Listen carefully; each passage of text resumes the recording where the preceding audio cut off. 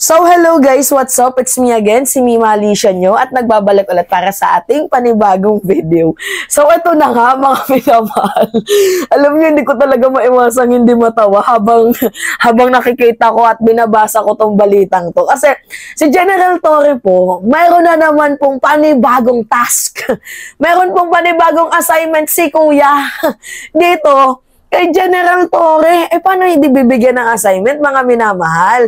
Meron kasing isang butanding isang fugitive na nagtatago, na labeled na, mga minamahal, as a fugitive. And meron na po itong warrant of arrest. Talagang matigas nakikipagpatintero sa batas nang hahamon So ngayon, alam nyo naman na itong si General Torre ay tapos na yung kanyang misyon doon sa Davao dahil nahuli na nga po yung napakalaking isda, which is si Kibuloy. Diba? 16 days na nagtago ba naman doon sa sa KOJC. So ngayon, dahil tapos ng kanyang misyon, ngayon po, ipinromote itong si General Torre. Kasi dati mga minamahal, regional director lang siya Regional Director PRO 11. So ngayon, from regional director, naging rekta na siya bilang isang CIDG. Wait lang, ito pala yung balita mga minamahal bago ko mawala. Nakita nyo to? Yan yung nakita ko kasi kanina. May bagong assignment. Yan, nakalagay dyan. Tapos title. PB General Nicolas Torre III, inalis na sa Davao. Kala ko kung kala ko negative yung balita kasi di ba inalis sa Davao. Yun pala, itinalagang acting director na siya ng CIDG, mga minamahal. So promoted na si Diwata, kasi si Diwata kasi ang tawag nila kay General Torre. Gago talaga tong tungkol to ng mga DDS. Actually, hindi ko to tinitake as negative eme. Wala. Natawa lang ako nung tinawag nilang Diwata itong si General Torre kasi mga minamahal, hindi na nila kayang pigilan kaya hanggang na lang sila, hanggang panlalait na lang sila. Sige, nilait ko si General Torre ngayon. Mayroong nag-ads yung Chokes Togo, naalala nyo mga minamahal. Diba? Sa sobrang sarap sumuko, nagalit sila. Sa General Torre nga, inaasaran yung Diwata, hindi kami nagalit. Tapos yung Chokes Togo, nag-promote lang naman. Baka malay nyo, tawag dito, inspired lang naman. Satire. Galit na galit sila. Diba? Yung Chokes Togo. Ito nga yung picture, diba? Yung Chokes Togo, napasuko sa sarap. Naalala ko lang mga minamahal. Anyway, basahin natin tong balitang to.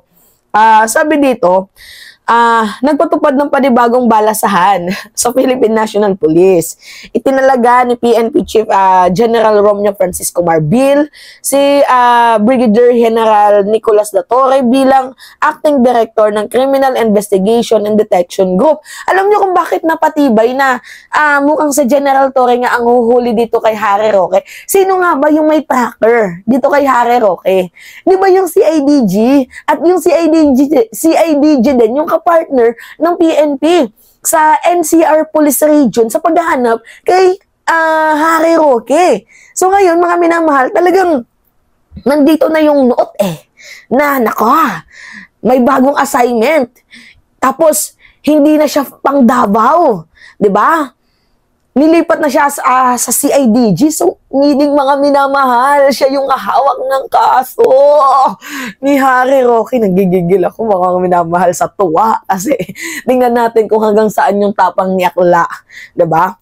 Anyway, sabi dito, kung maalala, si Torre ang nanguna sa operasyon sa paghahanap kay Apollo Kibuloy sa Kingdom of Jesus Christ. Samantala ngayong araw, nakatakda umano bilang Acting Regional Director ng PRO 11, si Brigadier General Leon Victor Rostes. So, siya yung papalit.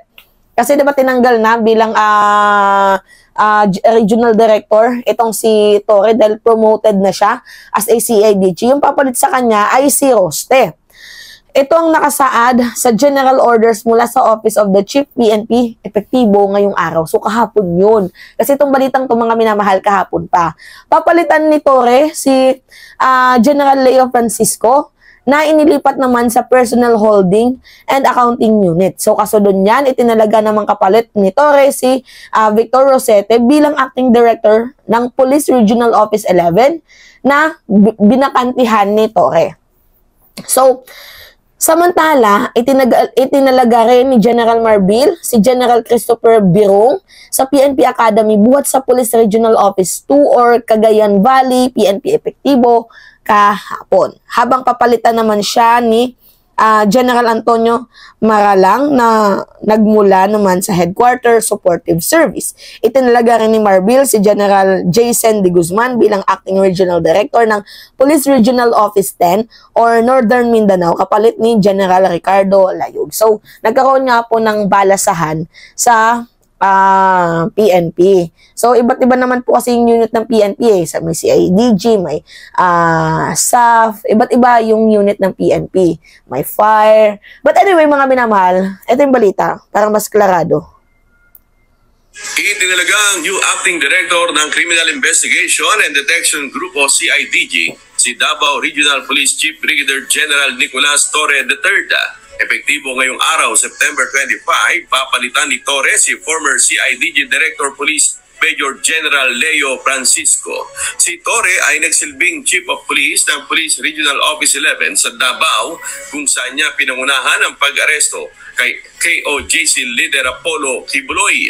Papalitan naman ni Police Brigadier General Leon Victor Sete ang napakanteng posisyon ni Torre at magsisilbi bilang Acting Director ng Police Regional Office 11. So, yun na nga po mga minamahal. Kasi, itong si Harry Roque, grabe din kung magtago. Tingnan nyo Harry Roque, TNT sa mga... si Harry Roque na TNT sa mga exclusive village. Kasi si Harry Roque, doon nagtatago sa mga eksklusibong village. Nagpalipat-lipat ng pinagtataguang exclusive subdivision. Si dating presidential spokesperson, Attorney Harry Roque, kaya hindi tumaresto ng CIDG, ng Criminal Investigation and Detection Group. Ayon kay CIDG Police Major General Leo Francisco, noong Biyernes ay namataan na si Roque ng tracker team. Subalit nga lang, ang CIDG sa isang exclusive subdivision na nabigo sila makuha dahil hindi sila basta-basta makapasok. So, maangas, matindi ang utak ni Harry Roque, mga minamahal. Gumana din, no? Ang ginagawa niya, nagtatago siya sa exclusive subdivision. Di ba alam niyo naman sa exclusive subdivision ay may police kasi exclusive subdivision yun So kahit nandun si Harry Roque, hindi makakapasok yung CIDG or kahit na anong police operation. Lalo pat exclusive village yun, doon siya nagtatago. So ngayon, ang nangyari, nakatakas itong si Harry Roque na naman. But anyway, kailangan pa umanong malaman pa ng mga security ng subdivision kung saan pupunta ang mga pulis at sino ang kanilang hahanapin. Kaya pagpunta nila sa bahay ay wala na roon ang kanilang target. Kasi nabibigyan ng oras itong si Harry Roque, mga minamahal, na makapagtago pang muli. Lalo pat doon siya nagtatago sa exclusive village. Ang nangyayari kasi, merong titimbre kay Roque, nandito na yung mga pulis, ganyan. Makakatago at makakatakas pa din siya. So, paliwanag ni Francisco na mahalaga ang kahit isang minutong delay. Paliwanag ni Francisco na mahalaga kahit isang minutong delay dahil agad nakakalis si Roque ng bahay bago pa man dumating ang kapulisan. So, hindi naman totally na hindi sila makakapag-operate kapag pumunta sila sa exclusive village. Ang nangyari kasi, mga minamahal, nadidelay ng 1 hour, ganyan, kasi daming tinatanong. Tapos, after na masagot yung tanong, saka pa lang sila papapasukin. Ang nangyayari kasi, baka malay nyo, may taga-timbre dyan sa labas. May pera si Roque, di ba? So, mayroong taga-timbre. So, ang nangyayari nga po, mga minamahal, is, tawag dito, natitimbrehan siya. So, wala pang 2 minuto, nakakaalis agad itong si Harry Roque. So, yun po. So, good job din sa pagtalaga dito kay General Torre bilang CIDG, promoted bilang sa CIDG. So, ngayon, ang abangan na lang natin dito, yung balita next day, na itong si General Torre ay naka-assign na. Sa paghanap dito kay Harry Roque. Matindi din kasi itong si Harry Roque, nakikipagpatintero sa batas. So, sige, tingnan natin kung hanggang saan at kung hanggang kailan ang makakaya ni Harry Roque sa pagtatago at pagmamatigas. Di ba? So, matatandaan naman ninyo na itong si Harry Roque ay meron na pong warrant of arrest ng Senado dahil nga po isa-cite and contempt siya dahil hindi sa pagdala ng mga papel at pinapatunayan ang kanyang mga sinasabi.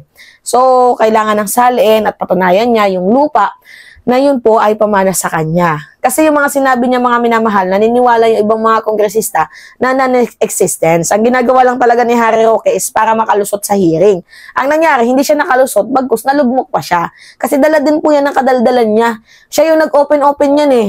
Diba? Tapos ngayon na hinihingi yung document sa kanya, galit na galit, gustong manakit. Diba? So, yun po, mga minamahal. Anyway, diba? Dati matapang ka, no? O ngayon, ba Marcos bangag, Marcos adik ka pang nalalaman, kadiliman versus kasamaan. O ngayon ngayon ka lumabas. Ngayon ka pumunta sa liwasang Bonifacio, uy. 'Di ba? Tingnan lang natin kung hanggang saan yung makakaya mo, uy. So anyway, mga minamahal, yan po. It's me again, si Mimalisya nyo. At nagbabalik ulit para sa ating panibagong video. Maraming salamat, mga minamahal.